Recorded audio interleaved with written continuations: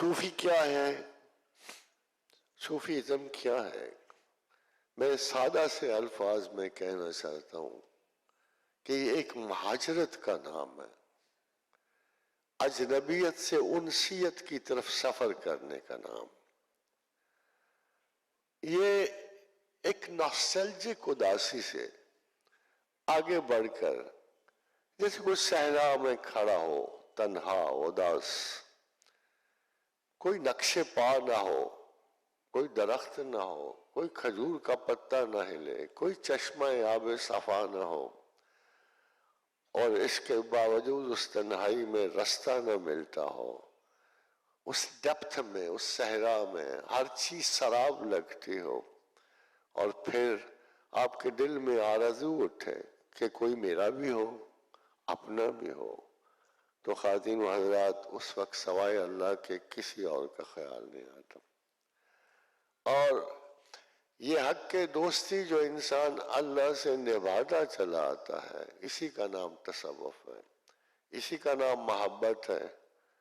اور یہ چھوٹی چھوٹی گزرگاہوں سے گزر کر جب آپ شاہراہ محبت تک پہنچتے ہو، جب بندہ اپنی چھوٹی موٹی خواہشات کے سفر کو پورا کر کے ایک الٹیمیٹ ٹروتھ اور ریالٹی تک پہنچتا ہے، تو وہ تصوف ہے۔ خادم حضرات، اگر مجھے کبھی تصوف کی سب سے خوبصورت ڈیفینیشن لگی ہے تو صرف 2 لفظوں میں لگی۔ فرمایا کہ حضرت ابو موسیٰ نے فرمایا کہ التصوف حریت، تصوف آزادی کا نام۔ آزادی کون سی؟ کہ جب بھی انسان کو زمین پر بھیجا گیا، اسے ہزارہا قید میں گرفتار کیا گیا۔ اس لیے حضور نے فرمایا الدنیا سجن المومن، کہ دنیا مومن کا قید خانہ۔ اور اتنی قیدیں ڈالی گئیں۔ آپ نے کبھی گلیورز ٹریول سنے ہوں گے، وہ ایک بہت بڑا تھا، بونوں کے ملک میں چلا گیا۔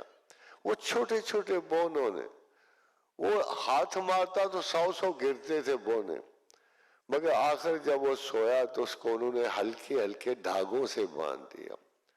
وہ اتنے بے شمار دھاگے تھے کہ صبح گلیور سے ہلا نہیں گیا اس سے۔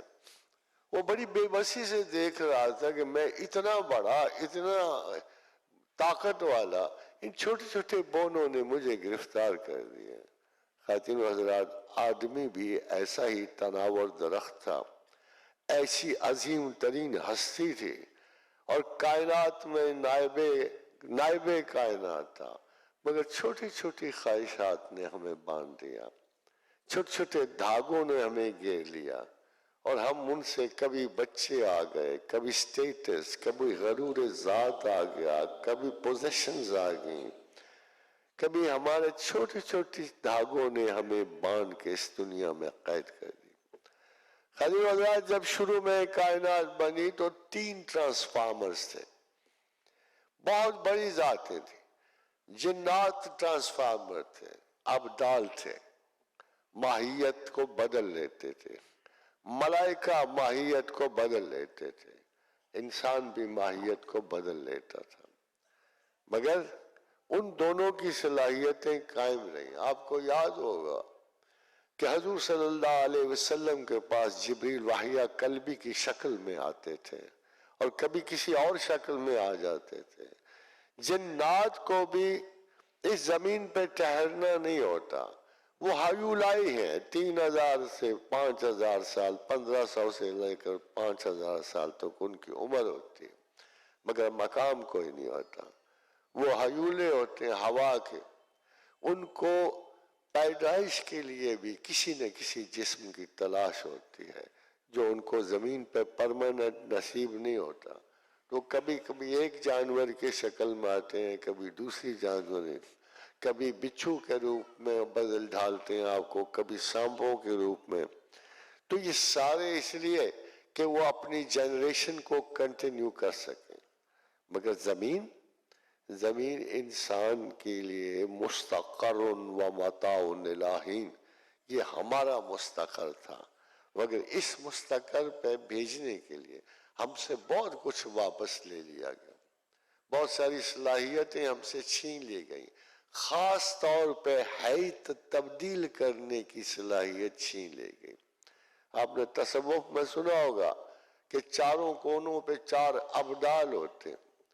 یہ وہ ریئرلی وہ لوگ ہوتے ہیں جو شاید خاصیت ہے ذکر سے یا اپنے اللہ کی قربت کی وجہ سے کبھی کبھی ان لوگوں کے نام آپ لوگوں نے اصطلاحاً ابدال رکھا ہوتا ہے، کو جو تصرف فی الوجود رکھتے ہیں، جو اپنے آپ کو چینج کر لیتے ہیں کسی بھی رنگ میں کسی بھی ڈھنگ میں، مگر ہر انسان کو یہ نصیب نہیں، ہر انسان کو بہت کچھ نصیب نہیں ہوتا۔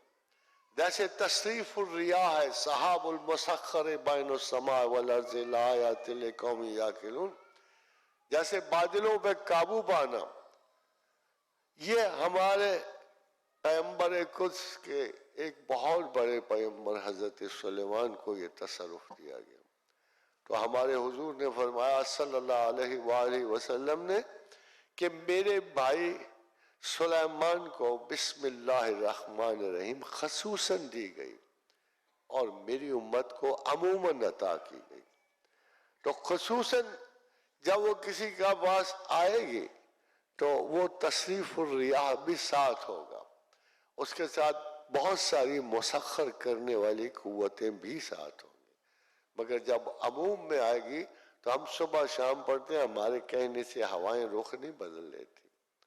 حاضرین و حضرات، مسئلہ یہ ہے کہ قرآن کی وہ انڈرسٹینڈنگ جو کسی صاحب دل کے پاس ہوتی ہے وہ ان لوگوں کے پاس نہیں ہو سکتی جن کا مرکز و محور خدا کی ذات کریم نہیں ہوتا۔ اسی لیے اقبال نے بڑا خوبصورت شعر لکھا ہے کہ از غلام لذت قرآن مجو، کسی غلام سے قرآن کی لذت نہ طلب کر، گرچہ باشی حافظ قرآن مجو، اگرچہ وہ حافظ قرآن ہی کیوں نہ ہو، خدا پہ اگر وہ نظر نہیں رکھتا اور اگر اس نے رزق و روزگار کے ہلکے چھوٹے چھوٹے بہانوں کی وجہ سے قرآن پڑھا ہے، پھر اس سے لذت قرآن تجھے نہیں ملے گی۔ یہ بات چاہ رہا ہے۔